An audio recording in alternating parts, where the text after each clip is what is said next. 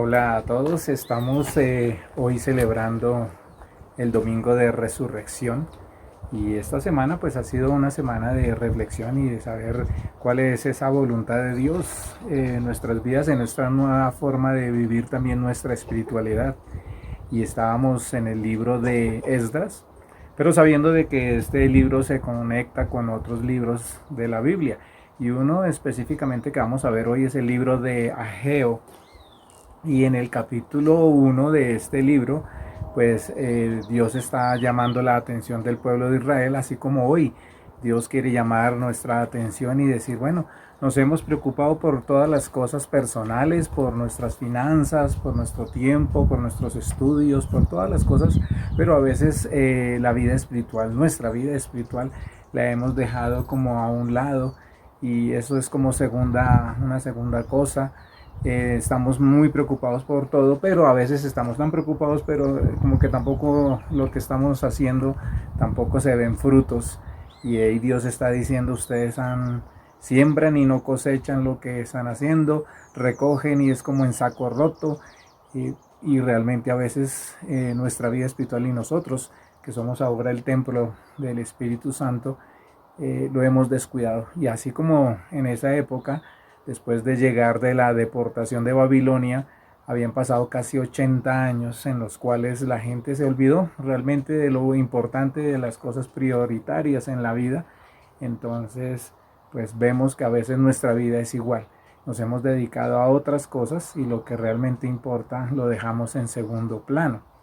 Y volviendo nuevamente al libro de Esdras, en el capítulo 3, recordando que Esdras, los primeros 6 capítulos, es recordando el pasado, lo que sucedió 80 años atrás de este tiempo. Del tiempo de Ageo. Sí, del tiempo de Ageo. O sea, Ageo es al final de esos 80 años y Esdras entra como recordando y haciendo una parte histórica de eso. Y en el capítulo 3, del 1 al 6, podemos ver como una parte. Y es realmente reconstruir ese altar. Inicialmente empezaron reconstruyendo el altar de Dios, que era pues cómo van a ser nuestras ofrendas, qué es lo que vamos a hacer en cuanto a las ofrendas a Dios. Entonces Esdras capítulo 3, versículo 1 al 6 nos dice, a comienzos del otoño, cuando los israelitas ya se habían establecido en sus ciudades, todo el pueblo se reunió en Jerusalén con un mismo propósito. Entonces Yeshua, hijo de Joasadac, se unió a sus hermanos sacerdotes y a Zorobabel, hijo de Salatiel, con su familia para reconstruir el altar de Dios de Israel. Querían sacrificar ofrendas quemadas sobre el altar, según las instrucciones de la ley de Moisés, hombre de Dios. A pesar de que tenían miedo de los lugareños, reconstruyeron el altar en su sitio original. Luego, cada mañana y cada tarde comenzaron a sacrificar ofrendas quemadas al Señor sobre el altar. Entonces, en este podemos ver algo bien importante. Uno, ellos reconstruyeron el altar, pero ellos tenían cuidado y querían realmente con todo su corazón poder hacerlo conforme a Dios había dicho. Entonces, ¿qué esto nos dice y nos habla en este momento de nuestra vida?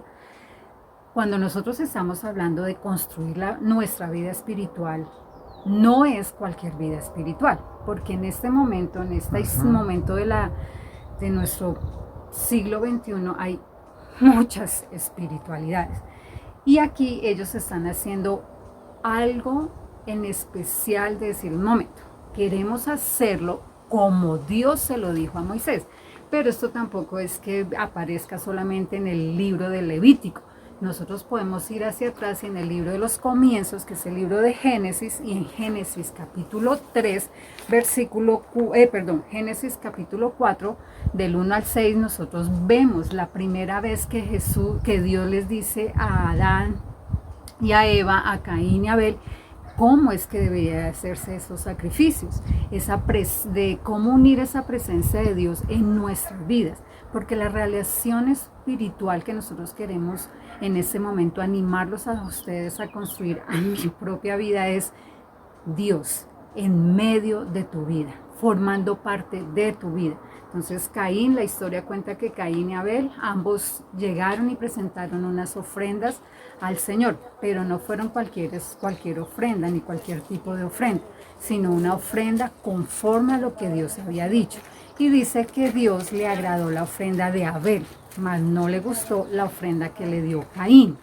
¿Por qué? Porque la ofrenda que le daba Abel era conforme a lo que Dios había dicho. Y es preguntarle a Dios, bueno, hoy siglo XXI, ¿cómo es que tú deseas que yo te ofrezca mis ofrendas? No es como yo quiera, cuando yo quiera, sino realmente es decirle, Dios, ¿cómo es? O sea, ¿cómo va a ser esta forma de adorarte, de alabarte?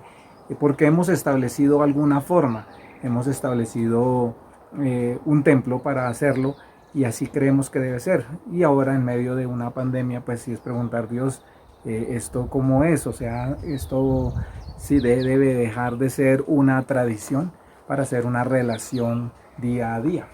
Entonces cuando empiezan ellos a reconstruir el templo, y lo veíamos las veces pasadas, estábamos explicando que el templo significa una morada, una casa, un lugar familiar. O sea, el deseo de Dios siempre ha sido habitar en medio de nosotros.